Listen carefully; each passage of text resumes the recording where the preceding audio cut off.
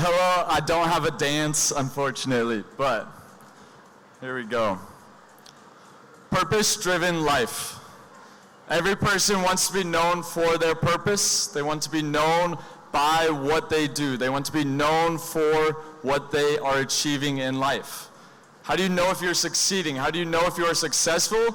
It's based off of that initial purpose. Maybe it's found in your career or in your hobbies. Maybe it's found in your family life. Maybe it's found in academics. Maybe it's found in hobbies. You identify if you are successful in these spheres based off your initial purpose that you have found here. But what happens if you feel that you're unsuccessful? I would argue that it's because you have not identified a purpose in your life. This is the entire basis for midlife crises. Why do you have a midlife crisis? Well, you live a carefree lifestyle. You have fun, you go to college, you party, you live for the moment, and then all of a sudden life has passed you by. You no longer can make sense of why you're successful. You can't find happiness. You're in your mid-30s and 40s, and you can't identify a reason to say that you're successful. You can't identify a reason to say that you're happy. It's because you haven't lived with a purpose. We go through an identity crisis because we have not had a purpose in immaterial things, but instead have sought out material goods such as partying, such as drugs, such as attention from other people. Why should people be successful? Why should they want to be successful? What is the reasoning behind any of this? And that is the focus of motivational psychology. What does it mean to have motivation? What does it mean to drive yourself in a way that motivates you to get through daily life, to get through your purpose? How can the athlete be successful? Well, the purpose for most athletes is to win. You identify if you're successful if you've won. As a teacher, one of my main purposes is to see students grow into flourishing human beings.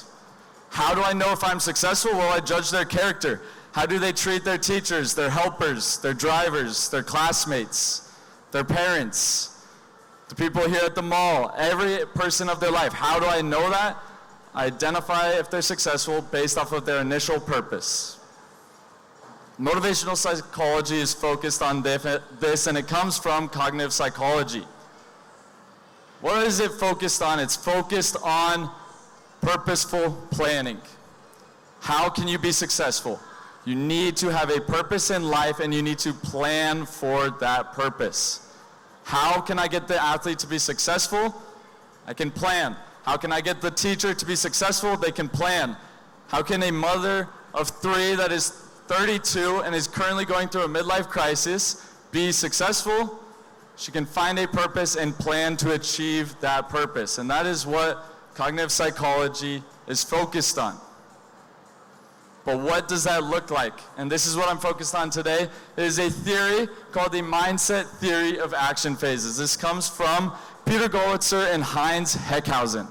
And what they're trying to make sense of is differentiating between people who wish to enact a plan, people who want to enact a plan, and people who will to enact a plan. Everybody wishes in their life. That is a natural human thing. Sitting here in this room are people who wish to be astronauts, professional soccer players, professional athletes, professional musicians, parents, teachers, whatever you have in there, everyone has wished to be something in their life. But as far as I know, there are no professional musicians or athletes here. And that's what this phase is trying to make sense of. How can we make sense of people who have wished to make a plan? Is it enough to wish for something? Or do you need to want it? Do you need to truly seek after wanting that plan to go? It is not enough to wish, but you must want it.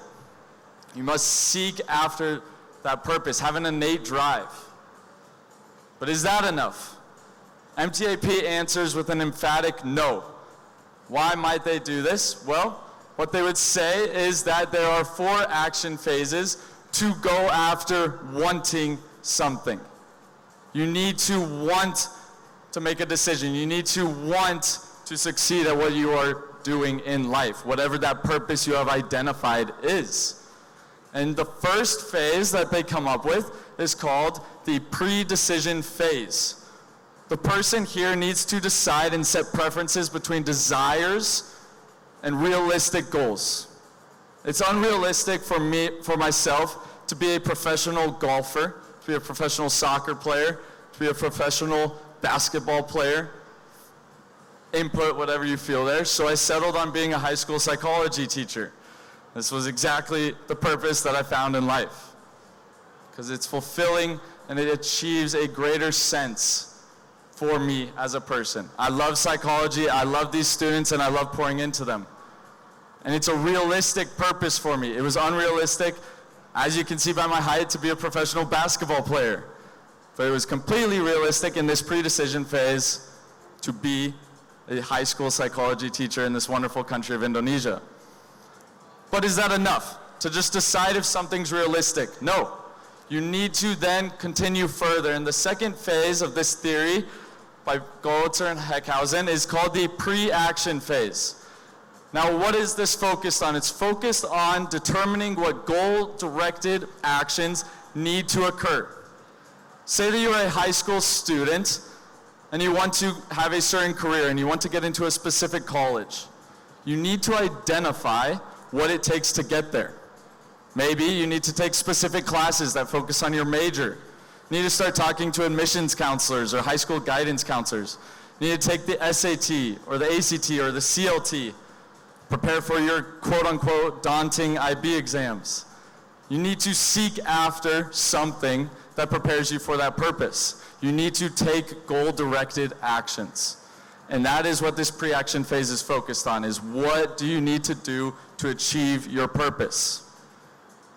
And the third phase is putting this into action. It is called the action phase. This is actually going out and doing these goal-directed actions, bringing them to a successful end or unsuccessful end. If you're a high school student, you're actually going and taking those classes, not just seeing what they are. You're actually going and taking these exams. You are taking the goal-directed actions and going forth. And the fourth action phase of this is the post-action phase. Are you successful, or were you not successful in achieving your purpose? Did you take the necessary goal-directed actions, or do you need to change your path? Do you need to change your purpose that you had at the initial start? Were you successful in what you were achieving, or do you need to change your focus? And that's what this fourth phase is focused on. Were you truly getting that career that you wanted? Did you get into that relationship? Did you get into that school? If you're an athlete, did you actually win the championship, or do you need to come back next season? Whatever that looks like for your purpose, you need to determine and assess yourself if you were successful. Now, this theory is good. I can say all the different four action phases, but what is the actual practical steps to this? That's what I want to spend the next part on, is focusing on this second phase, that pre-action phase. What does it mean to plan for your goal-directed actions? And this is what cognitive psychology is focused on. What are the best methods for this? How can we get you to perform better in planning and achieving your purpose? What should you focus on when planning to achieve your purpose? And one of the best methods that they have found is called if-then planning. Is it enough to just simply say, I want to get into this college, I need to take bio classes, I need to take chemistry classes, I need to take an SAT? What happens if COVID-19 happens and you no longer can take your ACT? What happens if your high school doesn't offer those classes anymore? What occurs when you run into obstructions that are in your way when you are seeking after this purpose? And that is what if-then planning is focused on. Instead of just planning, seeing where you are and what the end goal is, you seek out what obstructions might be in the way. You seek out knowing that your high school might not offer those classes. Maybe the college that you're going to doesn't have that program. You try and understand what those obstructions are, and you plan for how you're going to get past them. If your high school doesn't offer that course, you're going to go to a local community college potentially. If the college no longer offers that program, you seek out a different college that does offer that program. You find out what obstructions are there and how you will address them if they occur. You hope that they don't, but you need to plan, if this happens, then I will ... And you fill in whatever that purpose requires, whatever that plan requires. This is a very interesting field of cognitive psychology that is very new, but is very interesting to look into. And what they have found is that it doesn't just help you thinking about what you want to succeed, thinking about what you want to have your purpose be. What it instead focuses on is improving your psychology, improving your mind. What they found is that it improves automaticity of the brain. It also improves perceptual processing. What does that mean? As you are achieving this purpose, as you are going through the necessary actions, you will perceive these obstructions faster, you will know what is occurring, and you will know how to respond faster than somebody who has not if-then planned or contingency planned. You will perform better, you will achieve your purpose with a greater sense of satisfaction than the person who has not understood what obstructions lie in front of them. The person who doesn't understand what obstructions lie in front of them will see these and shut down. They won't know how to go forward. They're going to have a bunch of anxiety, a lot of stress, and they're going to not know what is next. They're going to feel that they're unsuccessful. They're not going to be able to identify what their ultimate purpose is because they can't achieve it due to these obstructions. But the person that is if-then planned, understood what these obstructions in front of you are, and plan for how to get past these, will succeed. And they will advance better than anybody else. And so that's the question that I ask you today. Are you willing to mull over decisions in that pre-decision phase? To be realistic with yourself and honestly understand that you might not be professional in what you do, but you can be really good at something else. I was not an amazing golfer, but I was good enough to be in college. I knew I wasn't realistic to be a professional golfer. Are you willing to be realistic with yourself, or do you live in a fantasy world?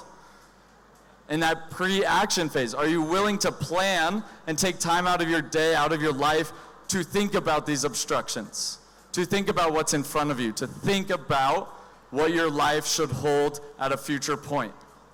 Or do you want instant gratification? In the action phase, are you actually willing to enact these plans? Do you have the motivation enough to go forward in life and put these plans into purpose, into true action in your life? And then that final phase, are you willing to tell yourself that you failed? Are you willing to agree that you are not successful and you must take action?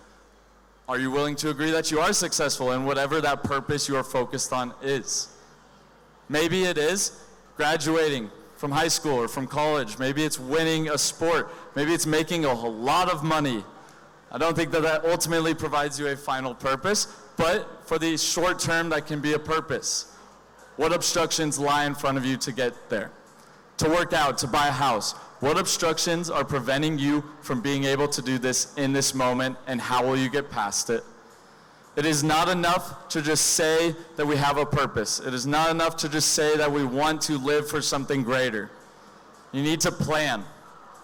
You need to think about what it takes to get there, and then you need to be motivated enough to truly go out and achieve that purpose. So I hope that you can think about that today and think about what it takes to truly say that you have a purpose-driven life. Thank you very much.